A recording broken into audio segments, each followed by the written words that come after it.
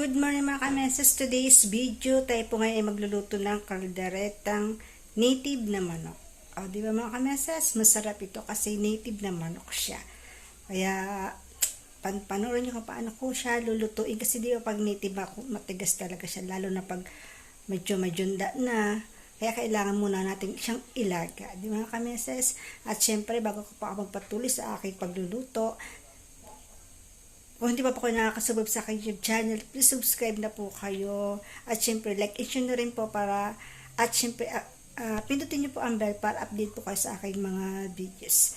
Tara mga kameses, papakita ko sa inyo kung ang aking nilalaga na native na manok.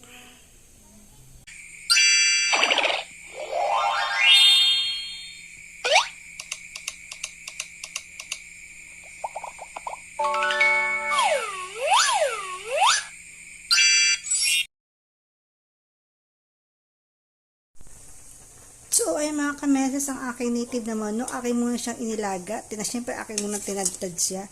Kasi, alam mo ito, meses, ito mga kameses, yung manok sa ano yung panalo yan sa sabon.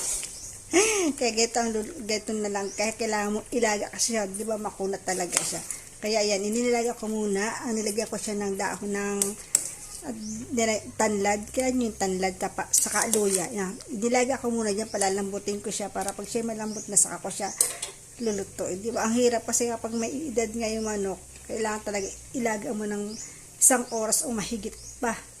O di ba kami, antayin natin siya at pag siya okay na, tayo mag-upisa na ng pagluluto kasi hindi pa siya masyadong malambot. Ano mga kameses? O, ayan mga kameses, magigisa na tayo ng bawang. Yan natin ating bawang. Yan, ilagay natin ating sibuyas.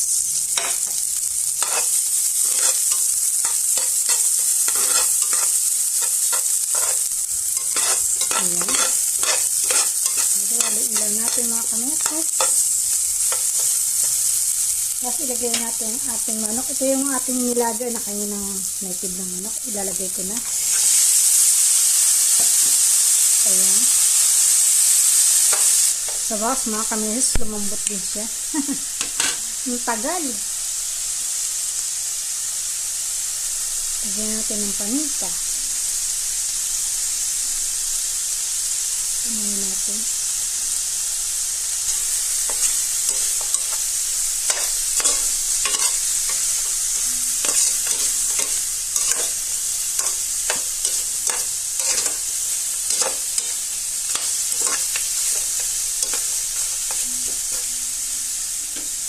Lagyan natin ating pampalasa, ang ating mahiwagang ginisa.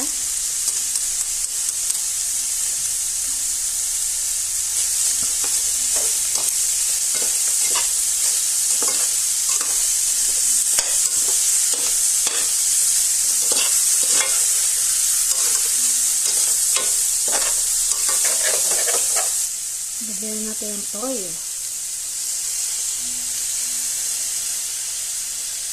Yun lang mga kameses, ay kinakalkula-kula yung paglalagay ng toyo. Sana masarap ang pagkakain.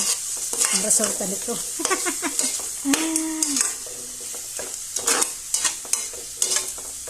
Ayan. Maandar. At syempre mga kameses, yung ating pinagpakuluan kanina, ilagay na rin natin. Yun ang ating gagawin ng sabaw. Ayan. Mas malasa kasi yung pinagpakulam yung ating sasabaw ng mga kameses. Mas malasa.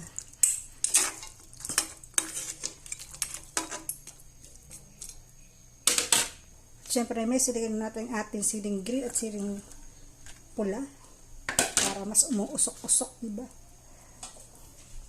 Mga kameses, ito yung ang kakain naman ito mga kameses ay si Jowa. Hindi kasi ako kumakain ng ganitong panalo sa yung panalong ganito sa sabong. Hindi ako kumakain. Sa kanya lang ito, lulutuin ko lang para sa kanya. Ulam niya. Ay mga kamis, lagyan natin ating tomato paste. Ayan, konti lang.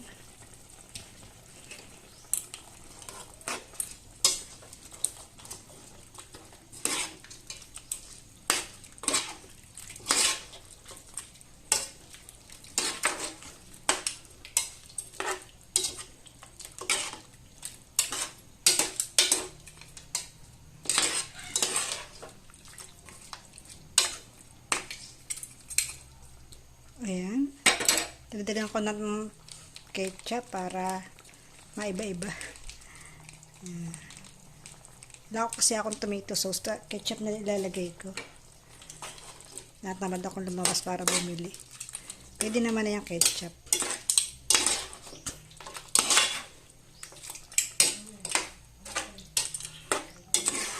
Yan, parang masarap na, di ba mga kameses? Masarap na ang aking niluto. At syempre may asukal yan para sweet char. Para sweet na tweet. Ayan. Yan pa, igahin lang natin yan. Kasi naman kami, suluto naman na yung manok. Kasi ito nga ito yung aking nilaga. Kaya ang luluto lang natin din yung ating nilagay na rekado. Kaya yan, tapos na maya ito, okay na yan. Masarap na yan sa kanya. Lutong kachang, okay na yan sa kanya. Basta native naman ito. Sarap na siya dyan. Tikman natin. Medyo lagyan natin ng konting patis. Ayan. Tapos saluin ulit natin. Parang masarap na talaga siya, meses. Sarap na. Sigurado ulam niya ito. 2 araw niya itong ulam.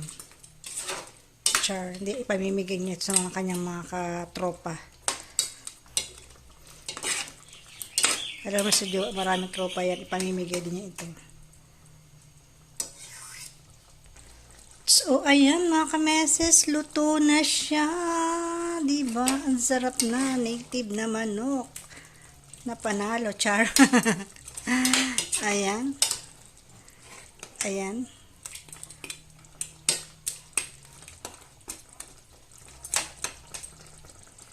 Siguradong ubos na. Ayan. Pulutan na naman sigurado yan. Ayan. Salamat mga kameses sa inyong panonood sa aking mga video.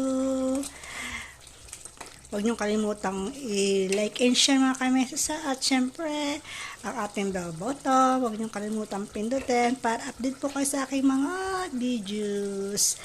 Kami kameses, bye-bye. At lagi po natin tatandaan, maging matatag po tayo sa maging matatag at malakas sa hamon ng buhay mga kameses. Bye-bye po. Ingat and God bless. Love you all.